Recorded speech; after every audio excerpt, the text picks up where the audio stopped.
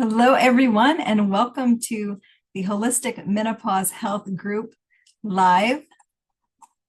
Thank you so much for being here. So happy to have this conversation with you guys. I think that it's such an important conversation.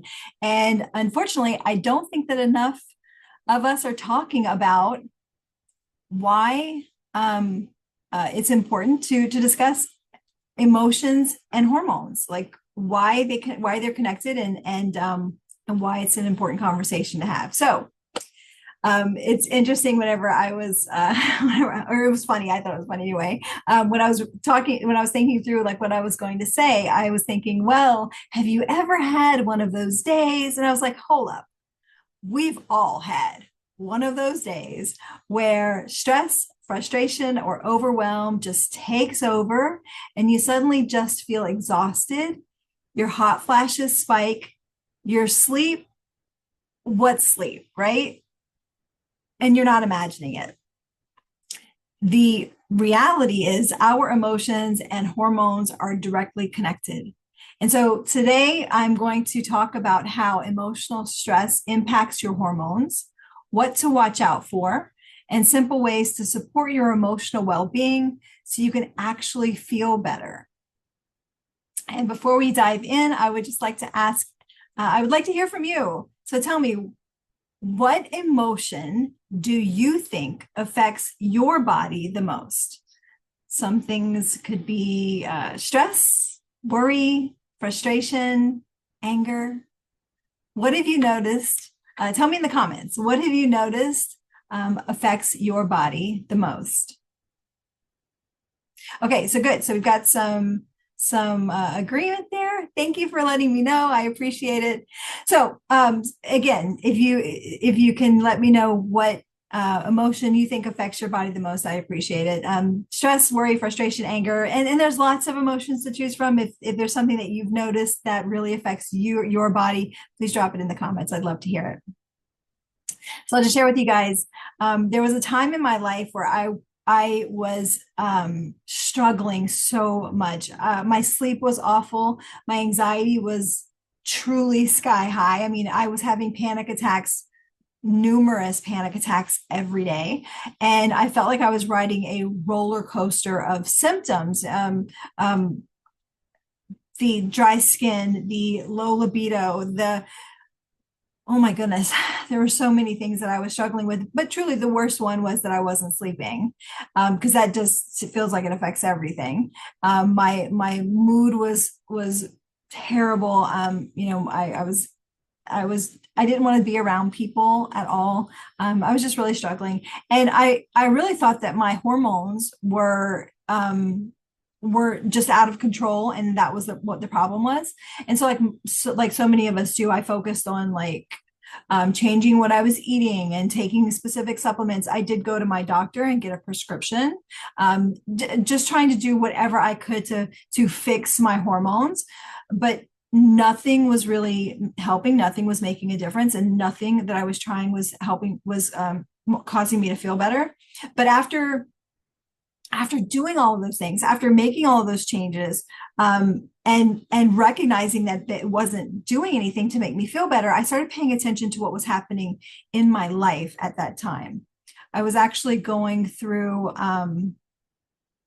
a situation with my spouse, where we were really struggling. Ultimately, we did divorce, but this was before those conversations happen, where it's just like that it's not working, and it just doesn't feel good in your body. Also at that time, I mean, I'm 51 years old now, and I think this was in around my mid 40s. I got to a point where I'd had another argument with my mom, where I recognized that I was never going to have the relationship with her that I needed. And I had to decide whether or not I was willing to have the relationship she was offering, which was really abusive and very very not good for me, or to just cut her out of my life, and it was a very difficult decision, but I had decided to to not have a relationship with my mom anymore. And at that time also, I was trying to build a business and struggling, taking care of my home and taking care of my family and all of these things. And ultimately, it was just too much. It was just too much. And I suddenly realized that my hormones weren't just acting up for no reason. My body was actually responding to stress and to the stressors that I was going through. And the truth is, I know how cliched this is going to be, but please bear with me because it's true. Our bodies don't know the difference between like a tiger chasing us and an emotional crisis, like deciding to not have a relationship with your mom. Like there's no difference in our bodies. Stress is stress is stress. It's just, it doesn't matter. When it comes to our bodies, it does not matter. Being chased by a tiger or bad traffic, it's just stress, and that's all our bodies see. It's just a stressor. And when our emotions stay in high gear for too long, our hormones really take a hit. So if that makes sense to you, please just drop a yes in the chat. I would love to hear if that feels like a truth for you as well, if you've noticed that. So I'd like to share with you guys what happens. I apologize. 1 second. Let me just see what's going on here. Okay. Oh, thank you, Tracy. Don't know why. And I'm not sure how to fix that.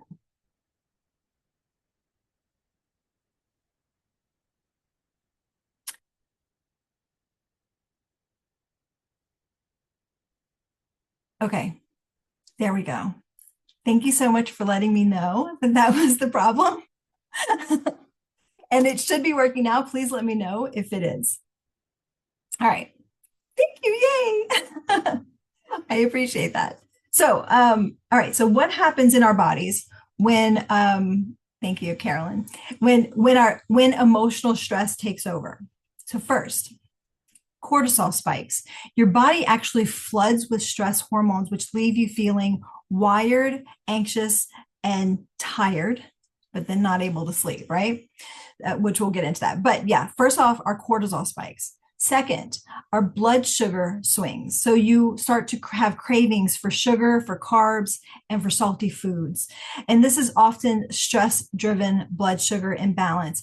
And I will tell you, if you've ever, and I would love to hear from you, if you've ever noticed that you're craving carbs, sugar, and salty food, yes, carbs, sugar, and salty foods. Have you ever noticed that? And then been able to also go like, oh my gosh, what's going on in my life right now that I am stressing and my body is craving these carbs, sugar, salty foods. I'd love to hear if that's something that you've noticed. The third thing is hot flashes, and our hot flashes and our night sweats intensify.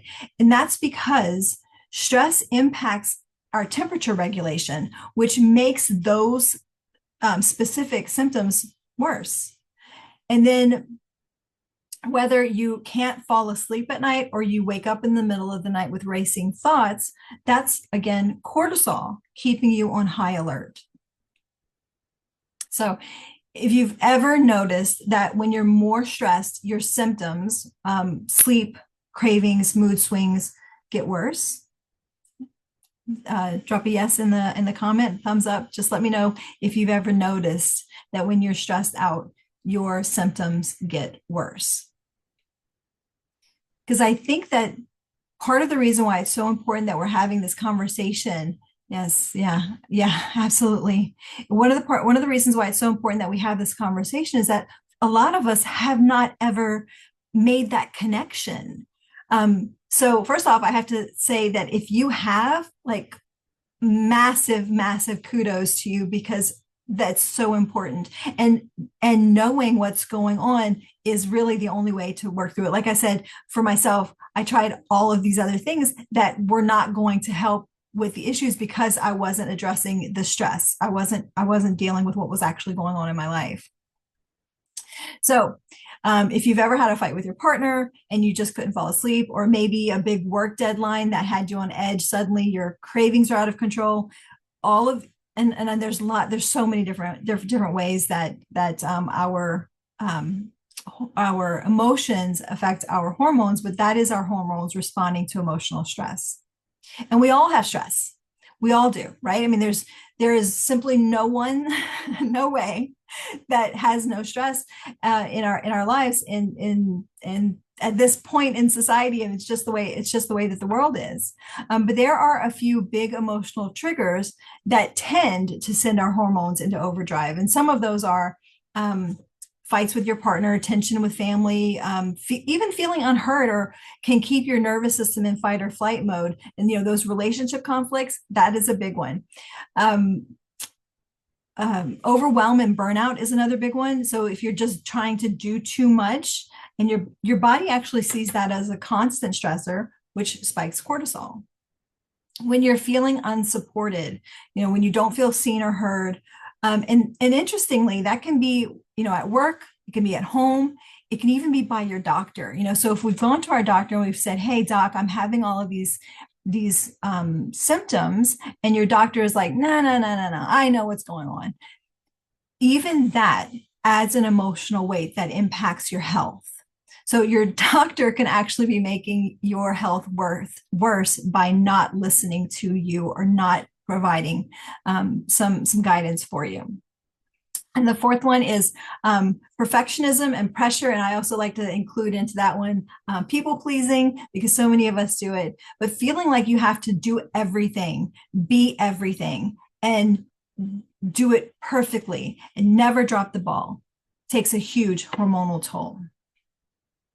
So I covered 4 things there: relationship conflict, overwhelm and burnout, feeling unsupported is number 3, and number 4 is perfection and pressure and people pleasing. So which of these, give me a number, which of these emotional stressors do you relate to the most? Tell me in the comments.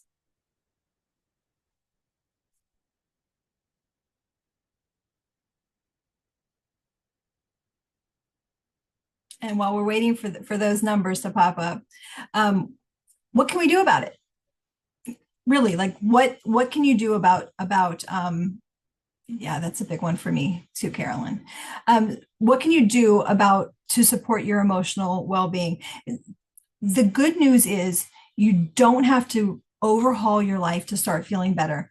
Even small shifts can make a big difference in how you feel. And I know we've talked about some of these. Yeah, people pleasing is a big one for me too, Tracy.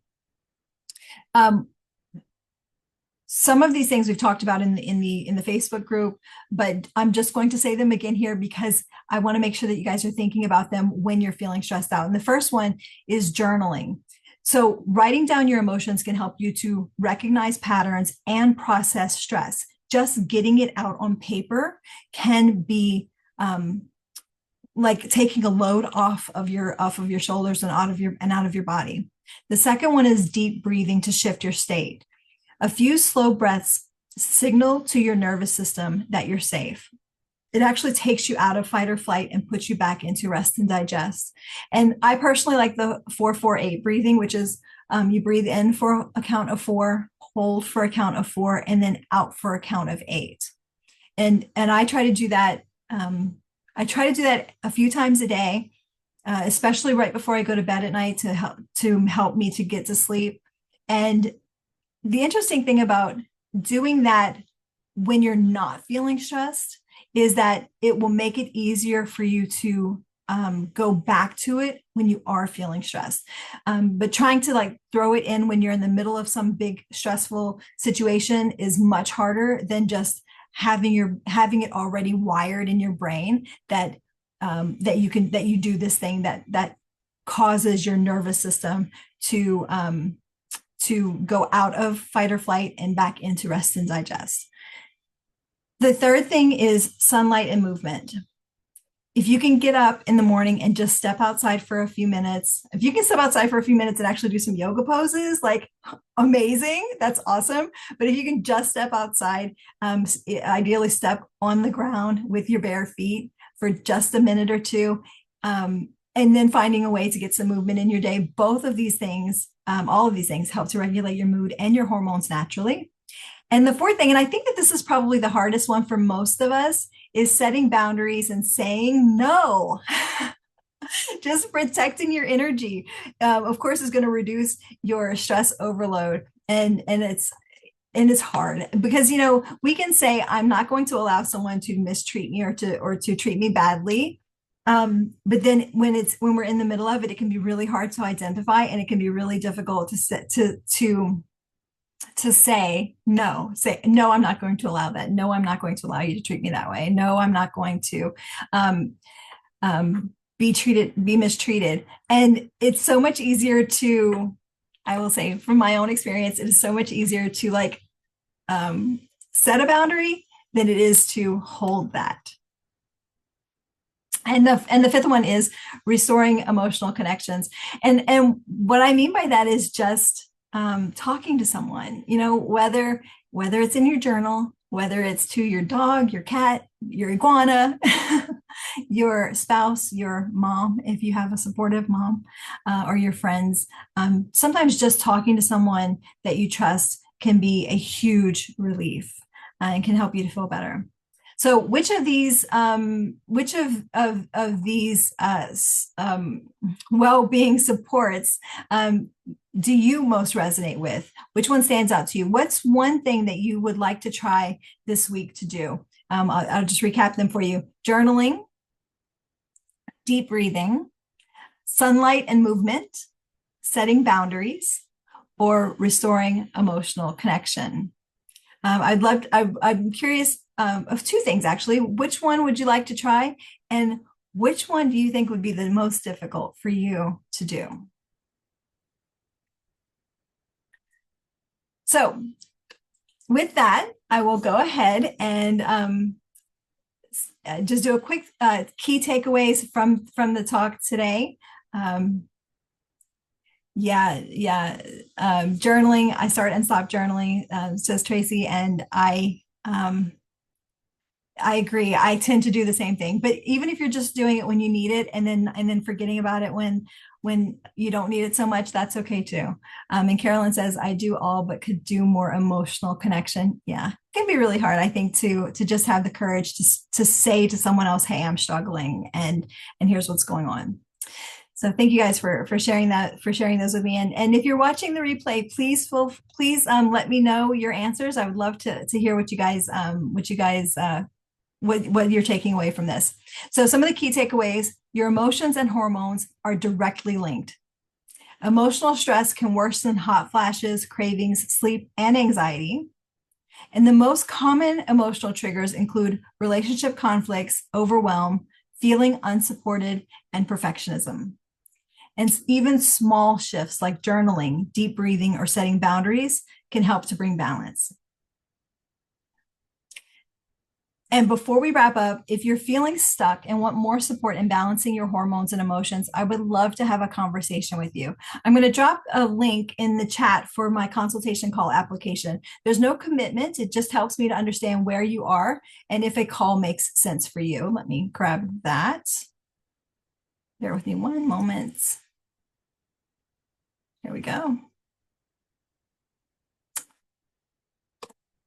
There you go. Thank you guys so much for spending this time with me. Your health and well-being are worth prioritizing, and I'm so glad that we get to spend this time together. I hope that you guys will join me again next week for another conversation about your health and hormones. For now, have a great night and take care. Bye, everyone.